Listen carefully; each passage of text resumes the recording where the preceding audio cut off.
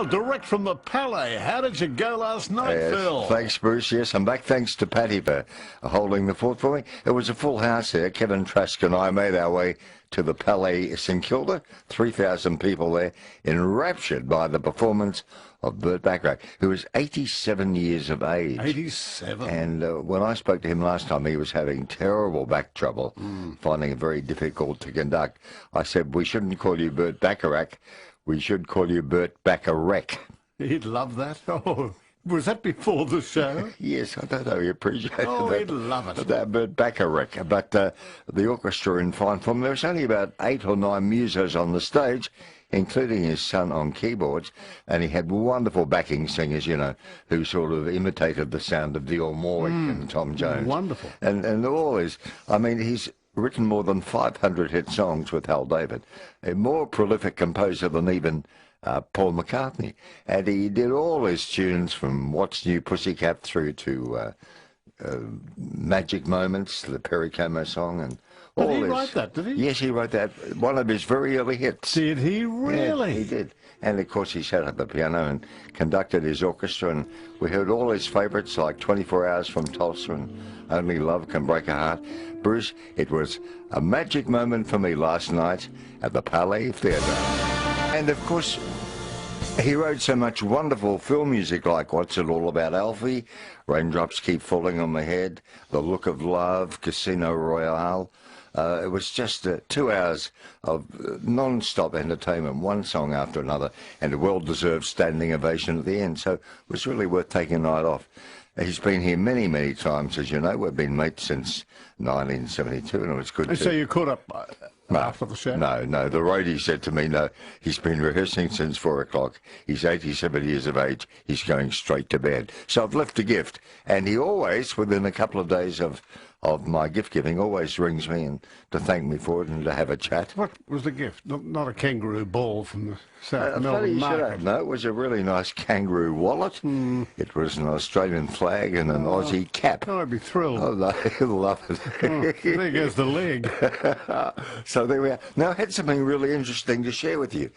You know, Auro's being a bit mischievous, and I had my dog trainer over today, Chris Loverseed. I want to share this with you. It's rather fascinating. I'm going to pass you something, and you can describe it on there. I thought dogs only saw in black and white, as you might have too, but Chris Loverseed from Positive Canine Training showed me that they actually see most colours of the spectrum that we do, but they miss out on a couple of colours, as you know. They don't see red, and they don't see yellow. Oh, it's good crossing a road. But they do go from brown through to beige, from grey to sky blue to dark blue. Did you know that before? Did you imagine animals only saw in monochrome? Not in the slightest bit interested. Oh, I thought you'd be fascinated with the colour chart. Let's have a look at the ratings from last night. Here we go. Now, not necessarily in this order, Phil. Number 1 was the 9 News. Yes. Number 1 and number 2, and then we go on to the Gruen programme on the ABC, which was number 3, and then the Current Affair. The Block did very well. Blind Spot, I don't know about that. What channel was that on? No, I got no idea. ABC News, Home and Away, Border Security, all did very well. That was the top 10, Phil. Okay, I can't find Blind. Oh, yeah. Blind Spot was on Channel 7 at 8:30. A tattooed woman with amnesia is found. Oh, that's right, yes. Is it a local drama? No. It's out of the USA, and she's discovered in Times Square in a body bag. Oh, okay. Grizzly, isn't Got it? a seedy sort of thing, yeah. By the way, for people who, like myself, are equally fascinated by the dogs seeing in colour, you can check it out on the internet. Chris Loverseed from Positive Canine Training told me the website is Dog Colour Scale. Yeah. Okay, Dog Colour Scale. Okay, 12 past 10. Anything you'd like to talk to us about? 96900 693. 96900 693. Or into the Cup Carnival already, and, you know, had many celebrities here through the years, like Gene Shrimpton and Twiggy and Derek Miller. Well, since I've seen you, the father and son were caught. The fellows who've been on the run for, how long? 8 years. 8 years. Not bad, eh? Oh, they've been very elusive. Yes, about time. Yes. Although I don't think they should have parodied the arrest in the town that they were caught. I didn't like that on the local radio station. And the pub and all the blokes. I just thought that was very demeaning for people who have suffered. Well, I blame the media for playing that up, don't you? They should have ignored that aspect. Yeah, I agree. Yeah, totally agree with you. Yes, but those DJs were very irresponsible, weren't they? Silly. Oh, yes, you know, murder's been committed. I know. Yes, no, you don't make light of this. Didn't like that at all. No. Super Liver Detox for liver health. 16 past 10 on Melbourne's own 3AW. This is Nightline. And, of course, a very important part of our calendar, our year, is the Spring Racing Carnival, Phil. Yes, covered so superbly on 3AW. It is every day, every meeting, every big event. David Mann's got Greg Miles with us, and he's the course broadcaster for the Emirates Melbourne Cup. David, good evening. Good evening, Bruce. It's my first time on air when you've been back. We missed you. Welcome back. It's just wonderful to have the team back together again with you and Phil. And Simon did a great job with all the special guests. But yeah. Bruce, you know when somebody's not in the best of health, how important they are to the culture of a building, a company, a radio station. You missed it. We missed you. So welcome back. Oh, that's lovely. Thank you, David. And Bruce, what's happened tonight is for the first time ever the chairman's dinner, the chairman, Michael Byrne, the chairman of the Victoria Racing Club, has taken the chairman's dinner away from Flemington Racecourse and brought it to the National Gallery of Victoria, a beautiful gallery. And the reason being is the horses exhibition is on here. And so all the guests and it's the who's who of Melbourne were taken through the exhibition of the horses. The curator explained all the different exhibits. And then they've been brought upstairs to this beautiful gallery surrounded by artwork. Some of it is worth in the tens of millions. Bernadette Robinson was the entertainment. And Day Trip to Paris, Annie and I are sitting with the owners of Day Trip to Paris, which is in the Melbourne Cup. But somebody that was a great mentor to me, the late Bill Collins, was an amazing man. And the man standing next to me, who I'm about to introduce you to, this Tuesday with the Emirates Melbourne Cup will break Bill Collins' record for calling the most Melbourne Cups. He's somebody that I know Bill really respected, had a lot of time for. He's a voice that you will know, and I think he's listened to you for quite some years, boys. So, Bruce and Phil, here is Greg Miles, the course broadcaster for the Victoria Racing Club at Flemington. Thank you, David, very much, and good evening to you, Greg. Hello, Bruce. Hello, Phil. Yeah, hi, Greg. Long-time listener, Yeah. first-time caller. Lovely to be with you. It's good to have you with us. And what number's up now? How many cups? Well, I'm going to be calling my 35th Melbourne Cup next Tuesday, which just seems unbelievable to me to have passed, well, first of all, the great Joe Brown, who was my mentor, and then Bill Collins passed him. Joe called 33, Bill called 34. And on Tuesday, I'll call my 35th Melbourne Cup. It doesn't feel real. Somebody asked me out at track work at Werribee this morning, what does it feel like? And I said, I feel like the clumsy batsman who's just accidentally clubbed one for a single and beaten Bradman's record. Yeah. Oh, you've been very modest, I think, Greg. Of all the 34 that you've called so far, has there been a certain highlight? There's been lots and lots of highlights, I'd say, Phil, because I think I've really seen the great era of the Melbourne Cup. It really has changed its nature from what it was before I took over. It's now a real international race, and I guess when Media Puzzle won it for the first international in '93, and Vintage Crop, I should say, and then Media Puzzle, another Dermot, with Damien Oliver. That was such such an emotional moment. But the one that'll probably stand out most for me is Mackay Diva's third Melbourne Cup. It's something that's never been seen before, and I don't think we'll ever certainly see it in our lifetime. That 3 Melbourne Cups in a row, and it was such a big moment would she run or not run, and the whole lead up to the Cup, and she was so dominant that year. It was a real standout for me. Going back into the history, and I won't delve too much into this, but long before we broadcast races on radio and television, they actually had to do it illegally from the veranda of the Railway Hotel outside the track. Overlooking the course. Overlooking the course. Yes. And this was Eric Welsh calling the Cup back in the 30s, 40s. Yes, yes. Yeah. So you'd probably be aware of that little history. Oh, absolutely, yes. They had the Pioneer Hotel at the back of the Flemington Racecourse, Yes. and at Caulfield they were on Railway Avenue, and they had cherry pickers outside racecourses. The ABC, on the other hand, were a little bit on the other side because they were allowed on course. So that was a little bit of a treat for the ABC, but the commercial callers were not legal for, goodness me, I think it was probably in the 40s or something like that before they were allowed on track. So it's amazing how things have changed. So on Tuesday, or the lead up to the Cup, do you get a bit toey? Are you a little bit nervy about things, Greg? The colours and the numbers and the jockeys? Yeah, absolutely. Yeah, it's a big moment.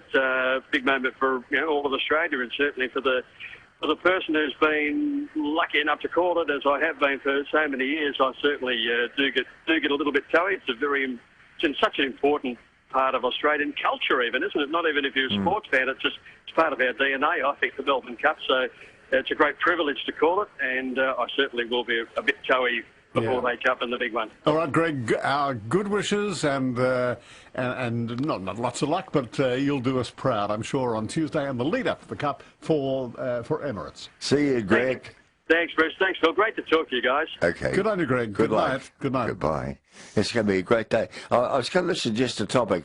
We know different celebrities have come out through the years, but if you had to say, who would you like to be in Melbourne next Tuesday at Flemington to present the Melbourne Cup? I mean, the Queen's done it many, many times, and some of these celebrities we talked of earlier, but if you had your choice, somebody who's living, who would you like to be here next Tuesday to present the Cup? Yeah, you automatically think of somebody associated with horses or training or jockeys. Or, it doesn't have to be that way, but that's what your mind goes. Yes, well, you think immediately about Cummings and Gay Waterhouse and all those people associated with racing. She's going to be there. But you're looking at, and wouldn't it be wonderful if one of Bart's horses wins the Cup, which would be his 13th win, to be proudly accepted by the grandson? Wouldn't that be great? Wouldn't that be an emotional Keeping that moment? very much in the family and in tradition with the great legacy that he's left us. Such a decent family, aren't they?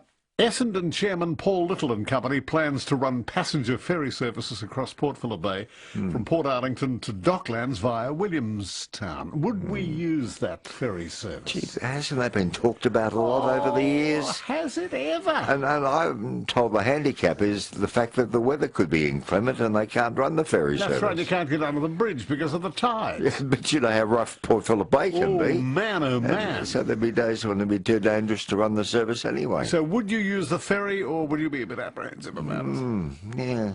Well, it might catch on, but it's been talked about forever. It's like that bridge to build across the heads. From Queenscliff to Point Nepean. That will never happen either. Now, Meryl, your mate's in the basin up there tonight. Meryl, good evening. Hello, Meryl. Hi, Phil. Hi, Bruce. G'day.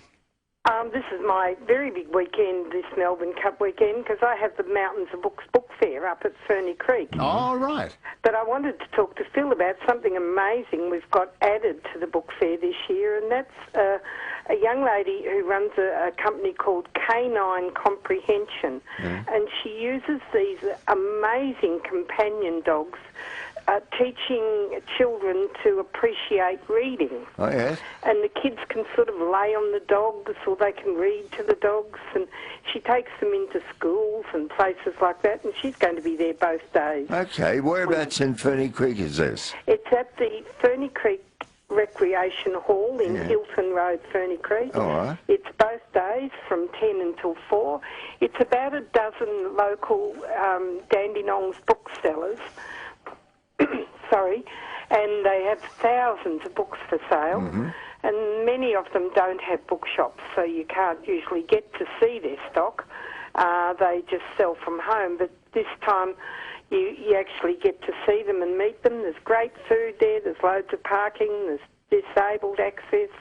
I'm there, and there's a book specialist there that just has children's books. She has all the Biggles books and the Enid Blytons and all those lovely old ones. And there's a chap who specialises in gardening books, and he does a great job. I was hoping Nick Anshin might be there too, because he's got a brand new book out, Phil. What's that on? It's on the railways of the Ovens and King Valley. Oh, that'll be They're fascinating. beautiful books that he produces. Yes, I think there's one on its way to you. All right, so that's Saturday and Sunday, and that's at Ferny Creek Recreation Hall on Hilton Road, and it's your annual book fair, Merrill. Yes. Okay. All right, Meryl, thank you. Thanks. Bye. Hope it goes well. Yeah, pick up a bargain. Chris, good evening. Hello, fellas. How are you? Yes, hi, Chris. I was hoping this 60 to 100 mils of rain we're expecting between Derby Day and Cup Day was going to come 2 weeks ago on Caulfield Cup Day, because I would have won some handy money with Who Shot the Barman, who loves the wet weather. Yes. And so I texted some people tonight. I said, well, whatever you can afford, just throw it on the horse, because the horse will be fighting it out for favouritism when all this rain hits. And it loves the mud. But you'll hear first tonight from Christopher Roberts. My 6-year-long blind date is finally come to fruition. I'm going to pick Sonia up from Melbourne Airport on November the 12th. She's staying with me for a week. Yeah. And she explained something to me today that I didn't believe, you two wouldn't believe, and no one out there listening in metropolitan Melbourne or Victoria would believe. As you know, over the years, we drink pots of beer here in Victoria. If you go north of the border, you say the word middy. In Albury, New South Wales, I was speaking to my mate Matt, who we both chaired a radio station at 2REM FM one night. He was a regular disc jockey. We both co-chaired a thing. He was telling me, and it was true, and I found out by a lot of locals, if you go from Albury, you're going to the beach, you're actually going to the Murray River or to the Hume Weir. But in Tasmania, this was told me today by Sonia, her mother, and her sister, and her grandmother. She said, oh, Chris, when I come over to Melbourne, can you take me to H&M at the GPA, because her mum's been to Melbourne a few times, and she wants to go to a lot of the op shops. Now, you think op shops in Tasmania mean like your Lifeline, your Smith family, who raise money for the very special kids, Salvos and St Vincent de Paul op shops. They also regard op shops as direct factory outlets. Ah. And I've never heard that before. No, I haven't. And that, of course, goes along with a lot of various interpretations of things that are from interstate. Yes. Different to what we call them. You're right. And look at the quality of goods that are sold in the salvo shops, for example. Yeah, for instance, flake is another word for another fish, lobster. Oh, yes, you're right. What do we call potato cakes or fritters elsewhere? Yes, from state to state. In Brisbane, a suitcase is a port. Yes. Yes. A cossie is a costume, isn't it? Different vernacular, isn't it? Yeah. Depending which side of the border you're on. And that's the same, obviously, with opportunity shops and Salvation Army outlets. Interesting. Thanks, Chris. Thanks, Chris. John, good evening. Good evening, Bruce. It's good to have you back. Good, John. I've had a similar complaint to you and survived. Good. So there's hope. I just have a question. Why is Robert Doyle called the Lord Mayor and every other mayor is just the mayor? Isn't that his office in the capital city? I think that's it. Yeah, Bruce is spot on. Yes, if you're mayor of a capital city, you are a Lord Mayor, or London, for example. Yeah. Yeah, I thought that might be it, but I wasn't sure. Thanks very much for that. All right. Everything else all right, John? Mm-hmm. Very well, thank you. I'm coming up for 5 years free, mate. Good lad. That's excellent news. Very encouraging, John. Okay, all the best to both of you. Thanks for your call, bye. John. How about the part of Ackland Street, St Kilda, turning into an open-air plaza closed to traffic? Well, I think that makes a lot of sense, don't you? I do too. Yes. Because, the market along, where's that market? It's been going for years down in St Kilda. Would that be on the Esplanade, perhaps? Yes, thank you, the Esplanade St Kilda. Yeah. That's been a runaway success, and this is an extension to it, I suppose. Look how successful the Rundle Street Mall has been in Adelaide all these years. Fair way from St Kilda, but the Ackland Street closure, I think, would be very good. Yeah, a bit like the Burke Street Mall, I suppose. Although there's a bit of discrepancy. There's 50-50 now. They won't people won't walk to get a coffee. Oh, if you can't drive down Ackland Street, find an alternative route. Go and park somewhere else. Oh, good. It's always somebody to whinge and complain about. You're not on the council at St Kilda. Denise at Anglesey. Oh, hello, Philip and Bruce. Hi, Denise. Yes, I'm just playing with my dog. Yes, I hear it. She's got a new toy. Right. I think it's called a sloth, is it? It's green and white. Oh, okay. And it's squeaky too, yes. It's squeaky, yeah. Good. She's got one of those, those little baby Kong thing. Yes. I've had that 8 years. Yes, fantastic. Is it crammed full of goodies? I put her greenie in it to clean her teeth. You know, you buy the greenies. Yes. And she has that last little bit that gets stuck in the greenie, and then I've got to scoop it out. Oh, good for her. But that keeps her busy for about 15 minutes. It does, yes. They'll never get bored. No. You were talking about the Melbourne Cup, Yeah. and this is going to sound funny, but I really think, that includes me, by the way, that a Darley, one of the Darley family, direct relative of Thomas Darley, should one day do that to present the cup, because we're the original relatives of the very first Arabian racehorses. Oh. The two of them. And which horses were they? One of them's Godolphin. I can't remember the other two. I have to get my book out. But I'm directly related to, I'm a Darley, right? And I'm directly related to Thomas Darley. Oh, right. And the racehorse people sent me out, they have the archives there, and they sent me out all the paperwork.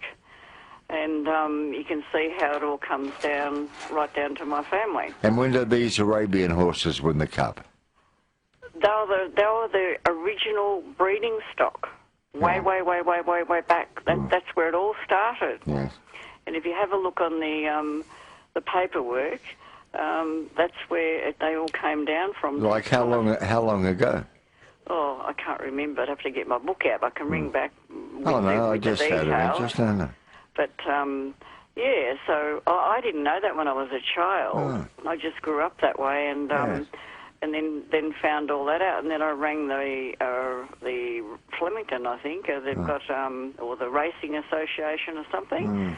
They sent me out all the paperwork, and there's Thomas Darley, and that's how my family all come down. I hope the family is recognised one year, Denise. Well, I do hope. The Arabs bought out the Darley, what do they call that? The Darley stud in the Hunter Valley. Oh, yeah. They own the stud now, but I don't think they race too much. There is a Darley race once a year. They still keep that going. Yeah. Well, it's a part of history, isn't it, Phil? Yes. News to me, Denise. I knew nothing about it. The Darley... the Darley connection, yes, with the Arabian horses. Yeah, marvellous. Thanks, Denise. Simon at Burwood. Hello, Simon. Hi, boys. How are you? Yeah, G'day. good. Hi. Nice to talk to you. Long time listener, first time caller. Oh, that's all right. Good. Just something about the Lord Mayor. I just learned this recently. The Lord Mayor is elected by the councillors.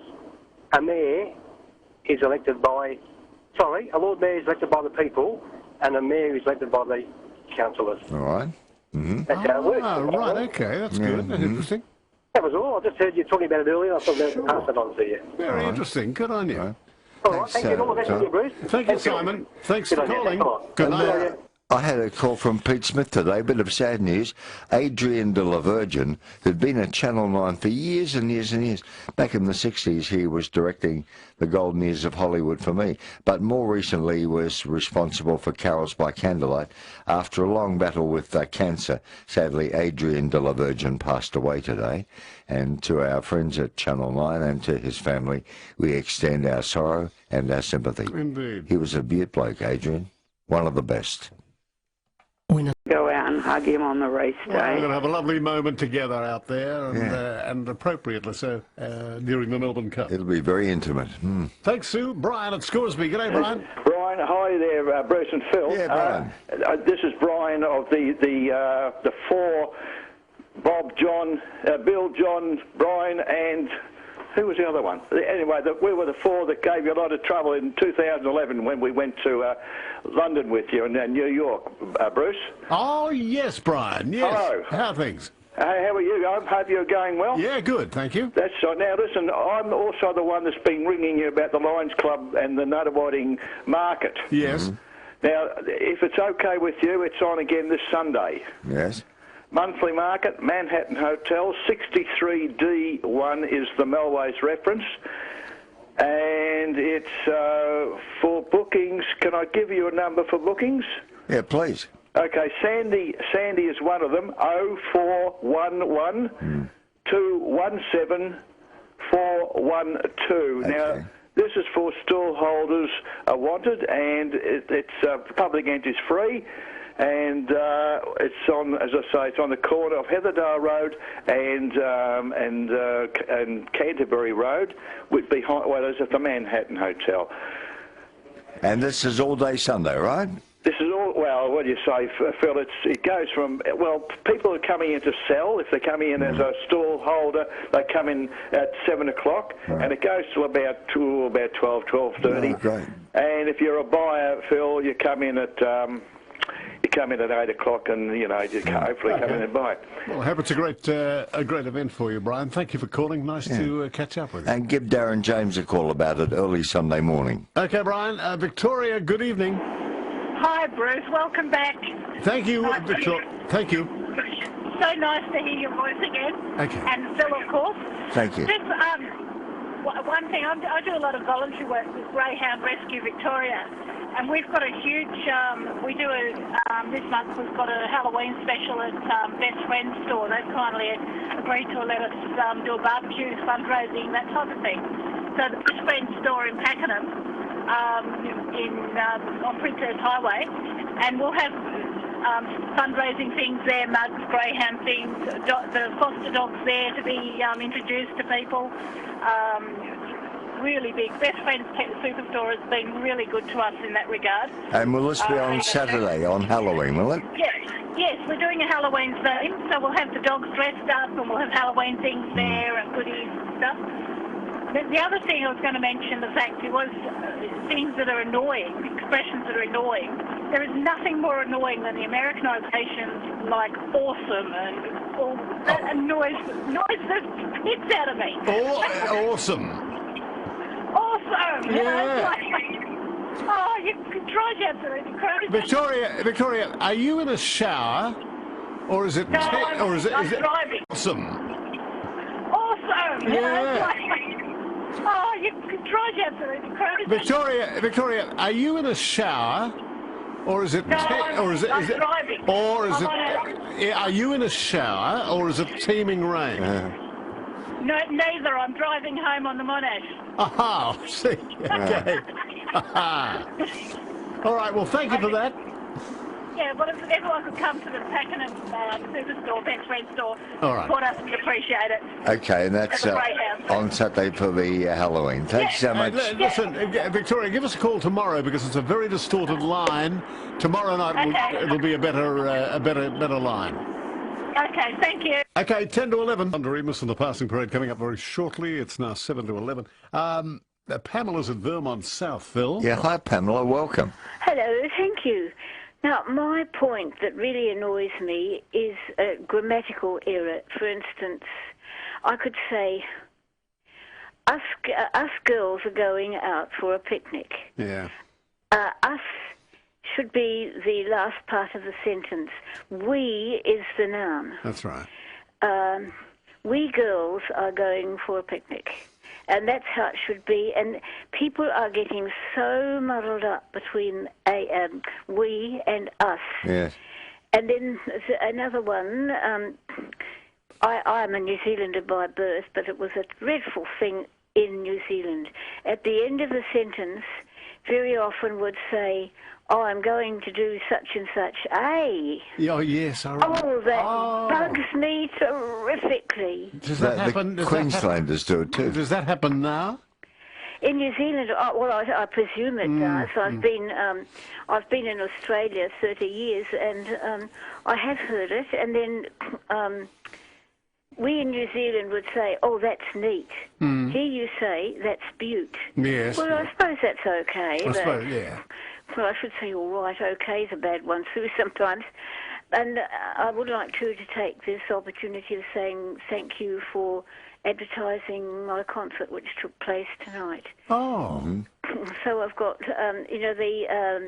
for mental illness. Yes, right. Know, yeah. Okay. And I'd like to thank you people. Honestly, I think you do a tremendous job. Oh, well, thank you so much. I'm glad it was a great success, Pamela. Yeah, any time, Pamela, we can promote anything for you. Can you? That's what us boys are here for, Bruce and Phil, to take care of you, Pamela. Thank you. Nice hearing from you, Pamela. Yes. Thanks a lot. She's a Kiwi, as was my mother, you know. Did you know my mother was born in Dunedin, Bruce? Yes. Hello again. This is John Doremus with the Passing Parade, the story of a man who struck it rich. Winfield Scott Stratton was no ordinary bonanza king. Gold did not dazzle him.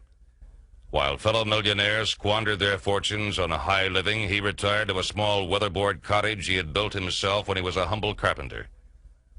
Such was the way of the man they called the Midas of the Rockies, Colorado's Count of Monte Cristo.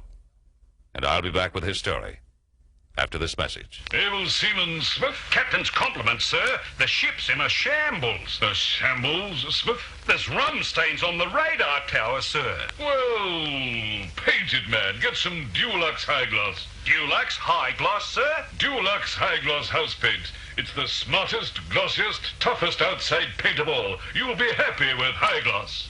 Everybody paints with Dulux. Winfield Scott Stratton was born in July 1848 at Jeffersonville on the Indiana reaches of the Ohio River. He grew up in an era of gold madness, and at the age of 20 hit the well-worn trail to Pikes Peak in the Colorado Rockies. The mining there was stagnant, but Colorado Springs at the foot of the peak was booming, and Stratton decided to try his hand as a real estate speculator and builder. He did well. But the lure of gold proved too much, and he sold his business to buy a worthless claim in the Sierra Madre Mountains. For the next few years, in between abortive gold-seeking ventures, he worked in Colorado Springs as a carpenter. Hardship taught Stratton the bitter lesson that he did not know enough about gold. So he took a night course in metallurgy at the State School of Mines, where he learned much of the testing of gold. The testing of gold with a blowtorch. Many more years were to pass before his new knowledge paid off, however. At length, one day in July of 1891, he was plodding around the slopes of the Rockies with his donkey when he came on a ledge of reddish granite in a broken outcrop. He examined it briefly, decided it was of no value, and trudged on down the trail. That night, curled up beside his campfire, he dreamt about that ledge. A mysterious something told me to return to it, he later said. Early the next day, he hurried back, tested the reddish rock with his blowtorch, and staked out 2 claims on that ledge. It was Independence Day, so he named one claim Independence and the other Washington. Both proved to be bonanzas, though Independence was by far the richer of the two. Overnight, Winfield Scott Stratton became a multi-millionaire. Gold poured from Independence in such fantastic richness that he was embarrassed. The market could not absorb it, and he had to seal tunnels off with massive doors like bank vaults. With his fabulous wealth, everyone expected him to build a mansion and make a world tour. Instead, he bought a weatherboard cottage he himself had built years earlier in a back street of Colorado Springs.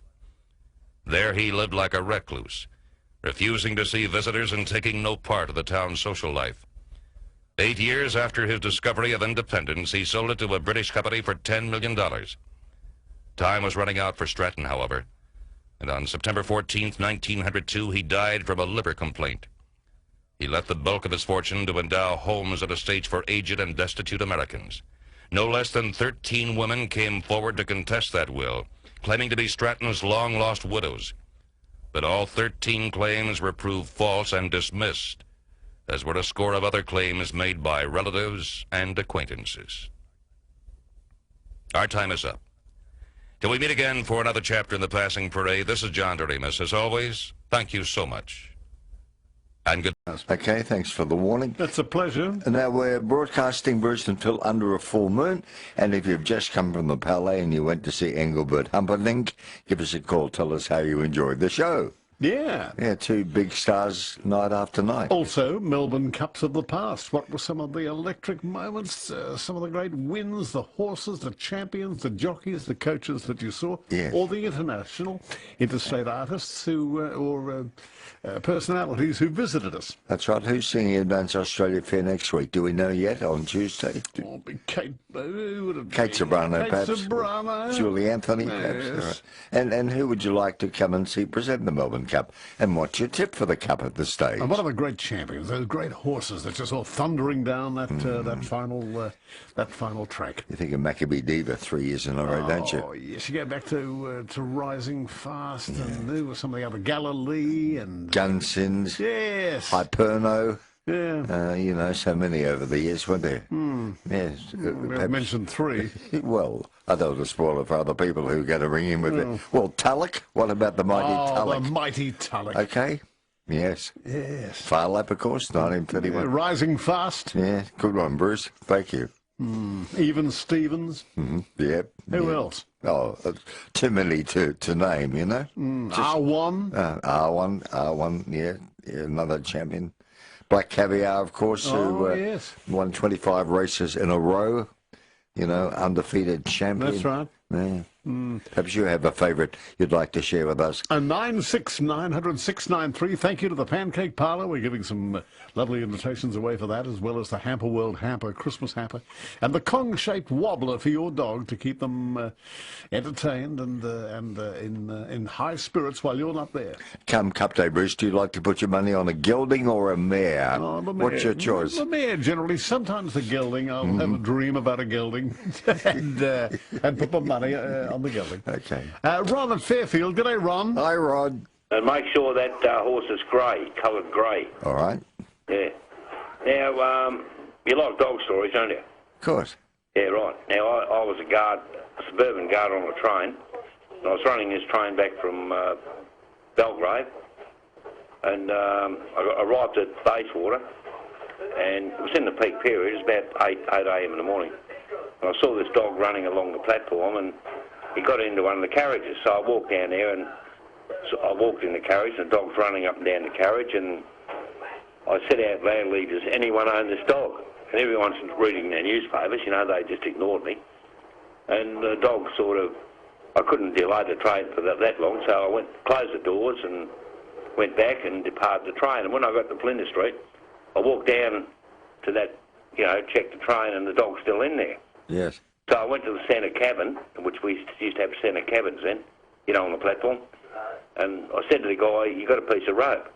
He said, why? I said, I had the dog, I had him sort of in the arms. And anyway, he said, you bring your dog to work today? I said, no, just give me a piece of rope if you got something.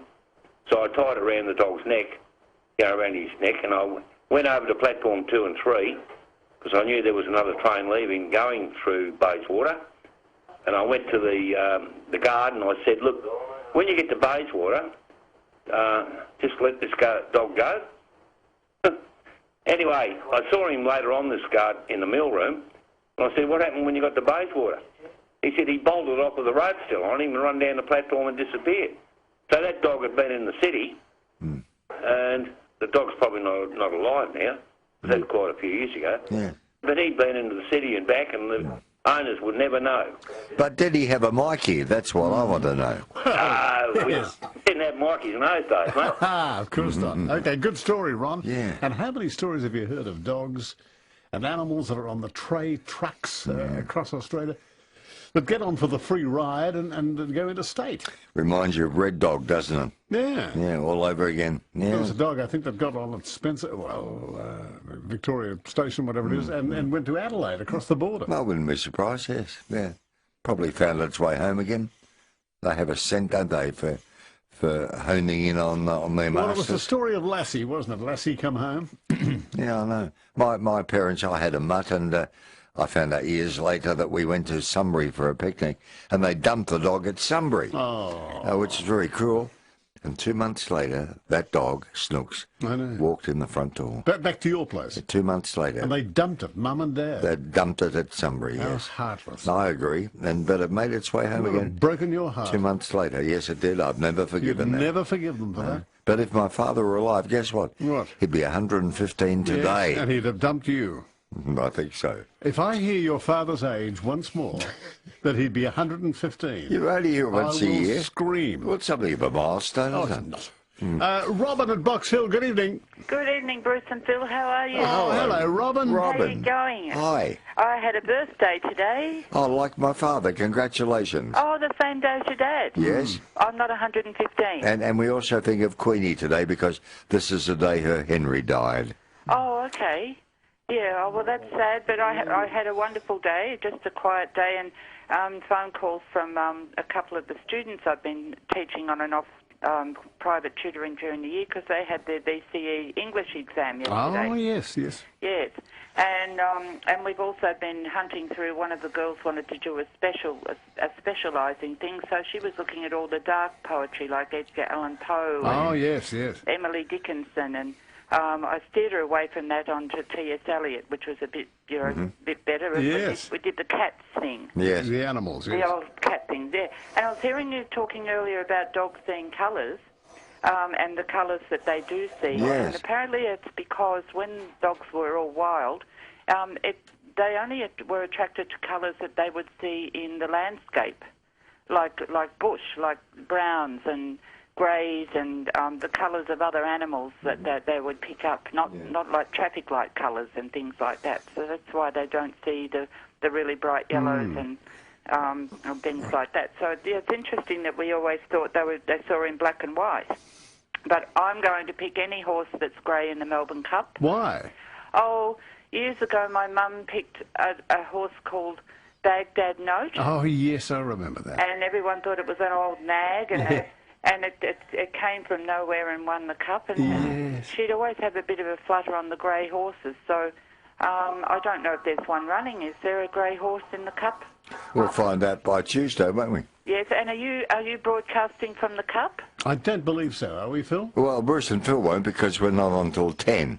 Oh, no, we all have about the shouting. Oh, well, they should have a special day and have you there. Well, of course. I think Drive might be coming from there on Tuesday, Tom's show, yes. Oh, okay. Oh, we'll listen to Tom. But and you haven't got a tip for the cup, Bruce? No, I haven't, but I will on Tuesday. Give us time. Monday night we'll give you our tips. Monday night, yeah. Monday night. And what about a sweep? Well, we're not in during the day, so we miss out generally. Oh, we can't have a sweep. You'd like a nightline sweep. Yeah, nightline sweep. Yes. Or remember when sweep. That'd be the shot, wouldn't it? Some of the great champs of the past. Robin, we'll look out for a horse with hopefully a musical name, all right? Oh, okay. Yeah. Okay, Robin. Okay, thanks, guys. Thanks so much. Good night. Bit mad, isn't it, this Melbourne Cup with the news and the firings and the... yes. Not good, is it? Put a dark cloud over the whole carnival, hasn't it? Very much so this year. Yes. Yes, it has. It's a bit sad. Ruth, Russell, Pam and Patricia with you soon, 11:15.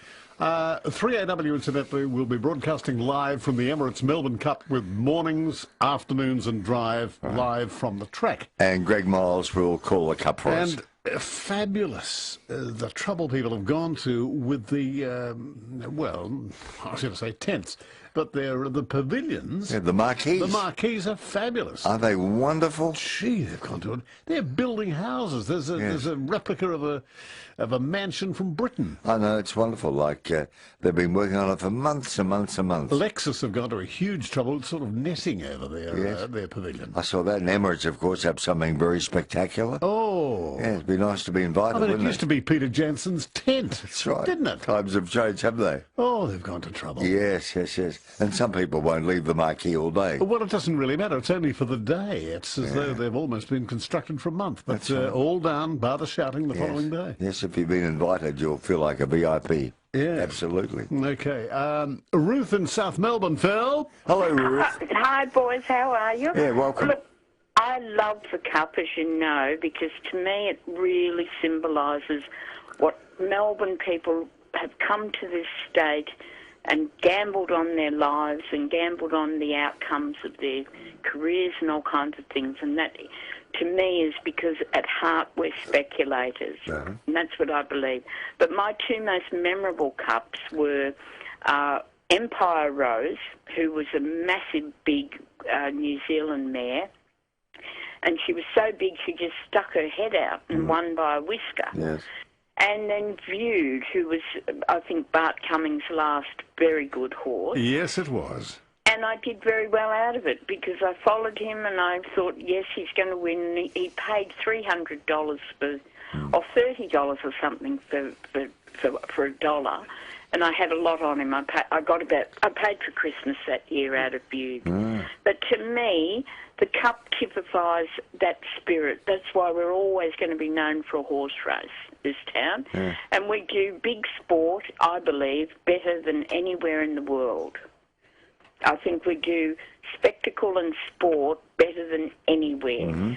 So to me, I love it, and I love the colour of it. And I know it's been a disappointing year with all these events, with the criminal elements. But hopefully people can overlook that. And my tip for Cup Day is always look for, in the section where you see who owns the horse, look for owner, breeder. That means they want the horse to go straight to stud after winning. Good point. So last year with Protectionist, the German doctor who owned him and also bred him. So that's my tip. Do the homework, do the form, and just look for those sorts of things. I hope an Australian or New Zealand horse wins it, but now it used to be, I always used to say, a New Zealander, a 5-year-old, one at the distance and one at the weight. Nowadays it's an international horse, I'm afraid. Yes. But we still love it, and it's a wonderful thing that we open that to the whole world now. So it's a wonderful pinnacle event in the world in horse racing. Yes, we've come a long way since Archer won the first Melbourne Cup. That's right, we have.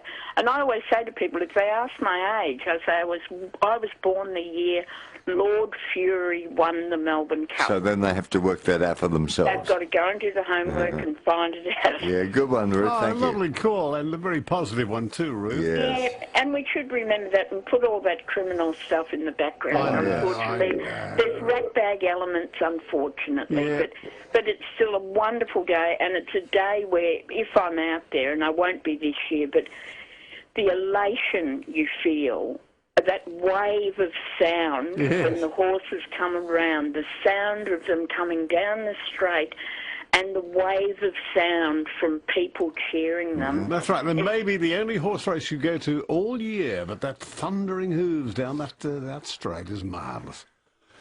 Thanks, Ruth. Enjoy it, boys. If you don't get out there, watch it and enjoy it. Ruth, hold on. We'll get you a $50 pancake parlour voucher. So you can... Oh, look, you just gave me one, Bruce. Oh, okay. I feel a bit... Okay, Ruth, thank you. Russell, good evening, Russell.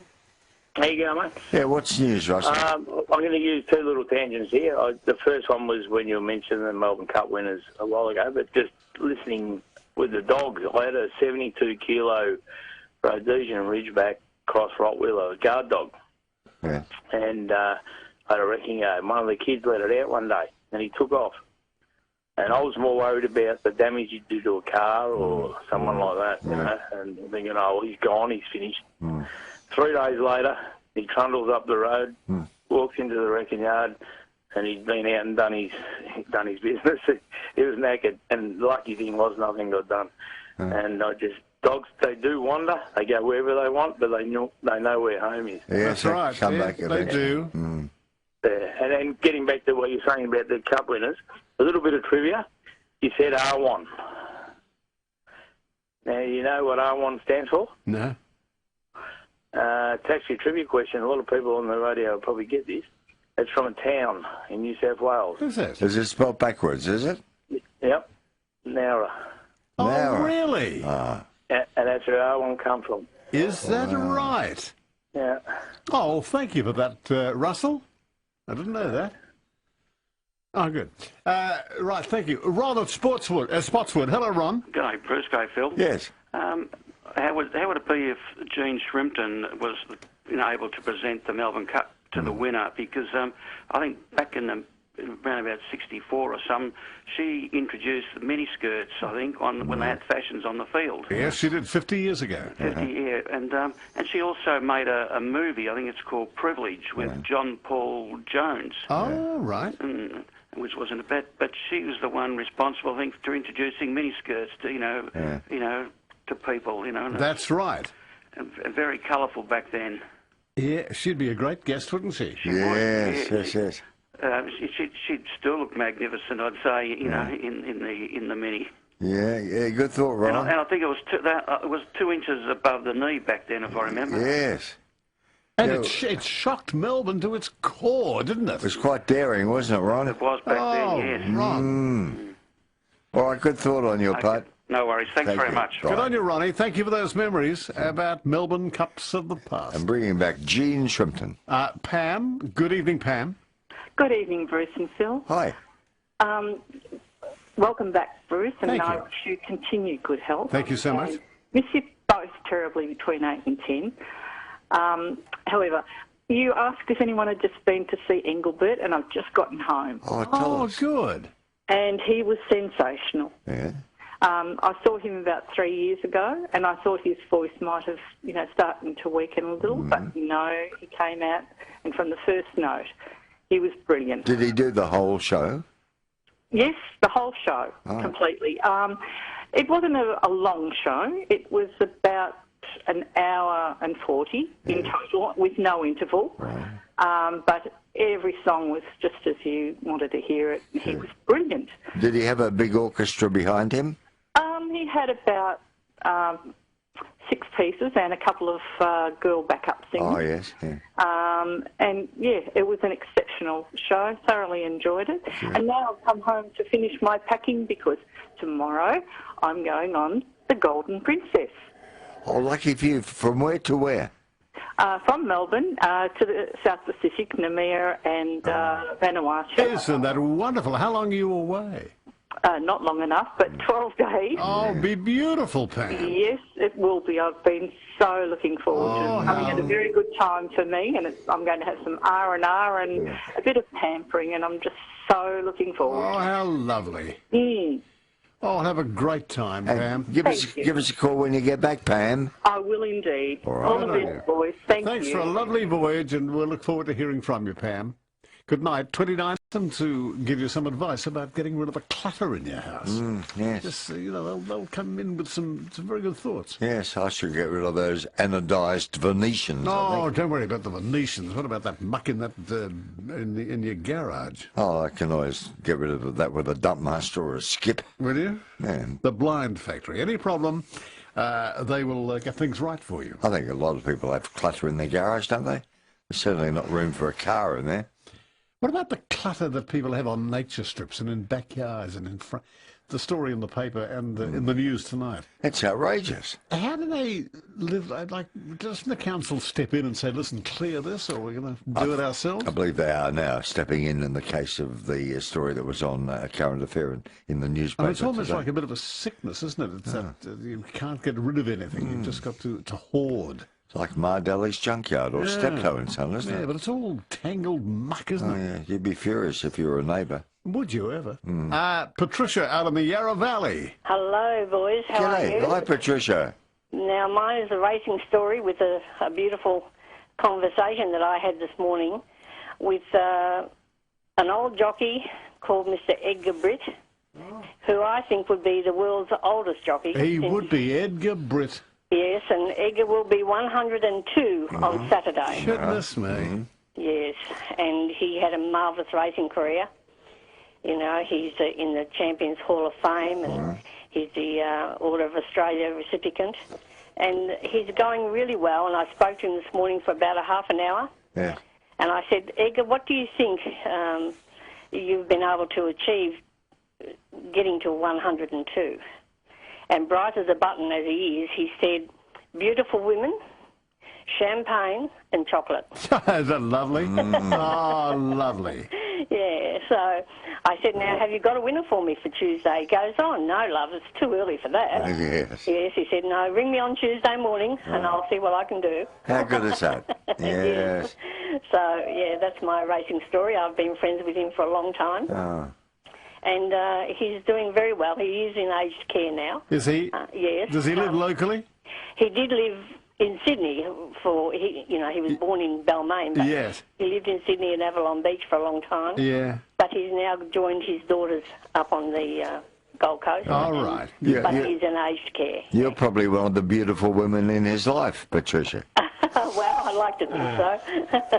We've been friends for a long time. Yes, that's right. All right, Patricia, thank you. Looking forward to Tuesday. I'm sure. Yes. Thank you very much. Edgar Britt. Yeah, 102 on Saturday. We used to use him in gags a lot, didn't we? Oh, yes, we did rhyming slang. Do you remember the Golden Whip that was... this is going back into the history of the Cup. When the Golden Whip was presented to the winning jockey at Worth Circus? I do, yes. It's going way back into Melbourne and the Cup's history. In the early days of IMT, it was presented on the show. The winning jockey would always be given the Golden Whip on radio. 3DB was the main racing station, wasn't it, in those days before UZ?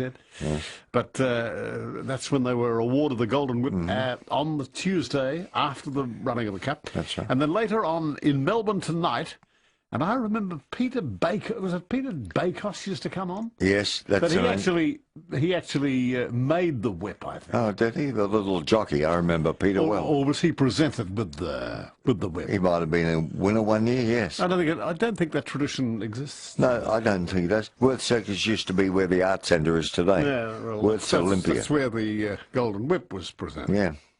Okay, looking at the weather tomorrow, 13 degrees overnight low, a high tomorrow of 27, cloudy afternoon with rain at night, and a wet weekend and possibly a few showers on Cup Day. Okay. Who's there but Annie at Armidale? Hello, Annie. Good evening, gentlemen. Hi. It's not a Melbourne Cup story, but a story of a champion one of you mentioned earlier, Gunsynd, the Gundawindi Grey. Yes. It was his last race, his farewell, and it was at Flemington, and the Mighty Grey won, thank heaven. And it was beautiful. You know, they present the horses with a winning rug. Yes, that's right. And he was this beautiful grey, and this particular rug was purple with a gold edging. Beautiful contrast to his grey coat. But the point of this story was, he, while parading around, while the presentations go on, he led his strapper over to the beautiful roses at Flemington and picked off, actually bit off, the most magnificent yellow/gold rose. And he walked around that ring while the presentations were going on, holding this beautiful gold rose. Okay, Richard's in Rye for us. Bruce, hi, Richard. Yeah, Richard, good evening. How you going, Phil? How are you going there, Bruce? Yes, good. Yeah. About our one, you may know, I don't think, a lot of people don't, but from Nowra, where it came from, they walked it all the way from there, behind the carriage, and then another couple of horses, and they walked it all the way down there, and the next day the races in the Melbourne Cup, won, and then they walked it all the way back again. Oh, That's dead sad, and I think the first year was just for money. I don't think they had a trophy then. It was just for money. And then it got bigger and bigger and bigger and bigger. And then that's it. Up in Benalla, there's a pub. They've got a big picture of this written out. Well, you know, with the times of each horse and swung it. And Farlett would have come 16th. Right. Yeah. Well, it was a very... time. Yeah, but a very heavy horse, wasn't he, Farley? All right. Yeah, that's true. Well said, yeah. They weigh 60 kilos, doesn't Yes, exactly. Thanks, Rich. Yeah. No worries, mate. Thank you very much, Richard. Of course, Archer, I think, walked, didn't he? Didn't they walk Archer from... Well, you're talking about the first winner of the Melbourne Cup. The first winner, Cup. that he walked all the way from his... Perhaps he did. His birthplace to the Melbourne Cup. Yes, and went on to win. Yeah. Jen at Kilsyth. Hello, Jen. Hello, guys. Hi. Lovely hearing you every night before I fall asleep. That's the way. Thank Good. you. I'll read through the letters to the editor of the Herald Sun while I'm listening to you before I doze off. That's the way. Yes. Why not? Now, a couple of... actually, I wanted to say that I'm sorry that your time on air has been cut short. Yeah. But it just still coincides with going to sleep at night. Good. Not that you send me to sleep. I just love listening. Now, a couple of things. I missed what that guy before me said, but it wasn't Arwen that walked from Nowra. It was Archer who walked from Nowra and then back again. And also the other thing about Peter Bakos, he did actually make those whips. Oh, he did? I thought so. Yeah. But I couldn't remember what the guy said, whether he said it was R1 that walked from Nowra. Yes, he did, I think. Well, I've been told now that it was Archer walked Yes, from Nowra. that's what I thought. No, not R1. R1 was a local horse, Melbourne horse, but it was Archer who walked from Nowra to Melbourne and raced and then walked home. All right. Because I have a very clever husband who does well, all about horses. All right, Jen, are you still there? I'm still here. Okay, we've got a Hamper World Christmas hamper for you. Have you got details of that, Phil? You're going to love this. Yes, it's valued at $100. Order your Christmas gift hamper now from hamperworld.com.au. The Hamper World Christmas hamper, a wonderful value at Christmas time. It'll be delivered to your door, Jen, before Christmas. Oh, you're wonderful. All right, Jen, don't hang up. Hold the line now. Norma at Briar Hill. Hi, Bruce and Phil. Jen was lucky, wasn't she? Now, listen, fellas, the Melbourne Cup, everything stops for the Melbourne Cup. Even when you're driving, you pull over and have a look at it, don't you? Yes, you do. And what about years ago, we were always in a sweep. You know, it was a great interest, but now I never hear of it. No, you know, you don't. The neighbours don't seem to have one, and oh, look, I miss that. But today, fellas, I've been over to Warringal, to the hospital to see my brother Ray. He's one of the twins. He's not very well. But when I got there, he was sound asleep, so I couldn't wake him up. So I didn't see him.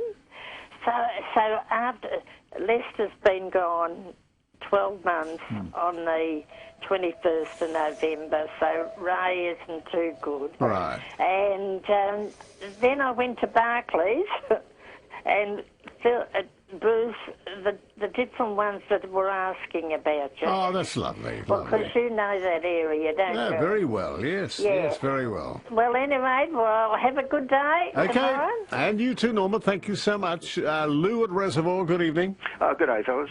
Look, it'd be great to win a Melbourne Cup, but these people who win two must be really excited when they back up with a second winner that's with the same horse. Must be fantastic. Oh, yes. Yeah. And also, a question, if there's a dead heat in the Cup, do they have a spare cup to pass around for the second horse? Yeah, that's a good point, isn't it? Yeah, has it ever happened, Lou? I think the only time there's been a dead heat was for third. Oh, yes. Oh, yes. All right. But I don't know what they do for a win. Yeah, good question. Interesting to find out. Perhaps, like the grand final, perhaps they run it again, do they?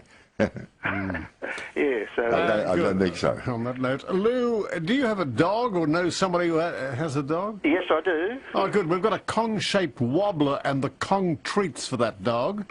And this keeps them occupied during those long days on their own in the garden, nibbling away at this wonderful toy. They're wonderful toys by Kong. Oh, great. That's great. All right, so just hold on. We'll get a presentation pack out to you. Thank you very much. Don't hang up now. It's worth more than $50. Enjoy the Kong toys. Thank you, Lou. And hello, Queenie at Bayswater. Hello, Bill, and thanks for remembering while you have to because of your father's 115th birthday. Yes. Happy birthday, Father. And R.I.P. for Henry. Of course. And this was the time at night I was frantically trying to ring you and Bruce to not to say goodnight to the Henry in the hospital because he'd gone. That's right. And I'd been trying since you came on that night. That's right. But anyway, it is a sad day, but, I think he'd be happy. I think he'd be in heaven, Bruce and Phil. And Bruce, you're sounding so good. The timber. Great. That's great. The timber is back in your voice. Oh, timber. Thank you very much, Queenie. Now, listen, they were saying about a grey horse in the Cup. I think there is a grey horse in, and I think it's either Snow something or other. It's got Snow in its name. I think you're right. I am. I backed the horse. Yeah. I backed it when it was running a couple of weeks ago. So I still am going to back that as an outsider. Yeah. And I did get the winner of the Cox Plate on Saturday. I loved the Spring Carnival.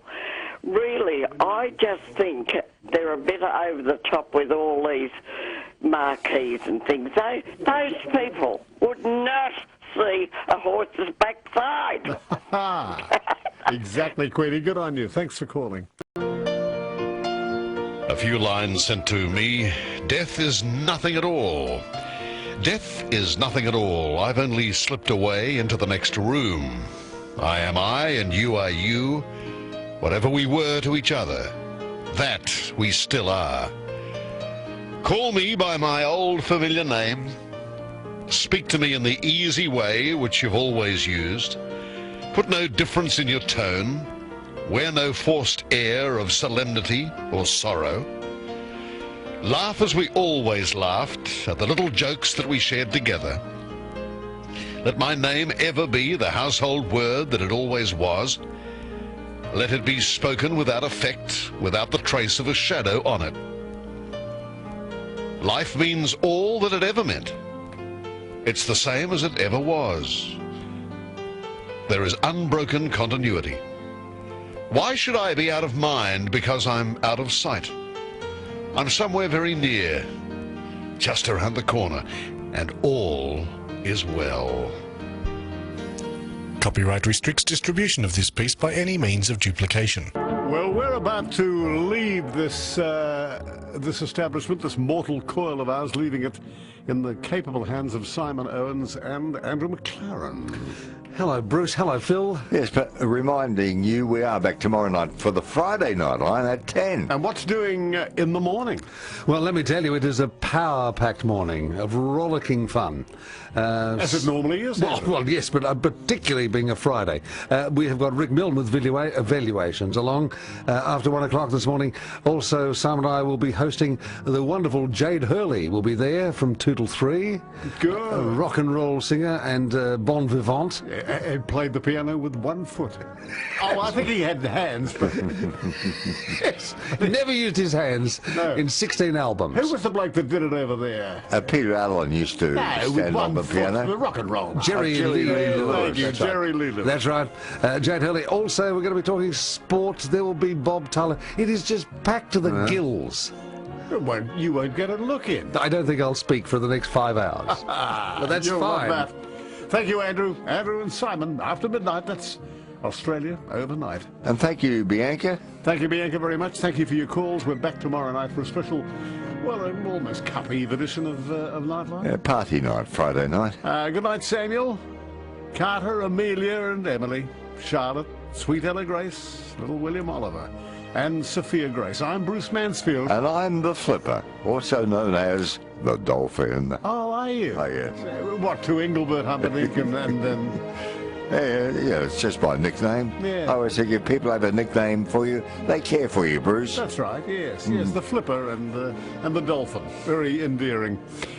That's it for tonight. That's, in fact, the way she went today.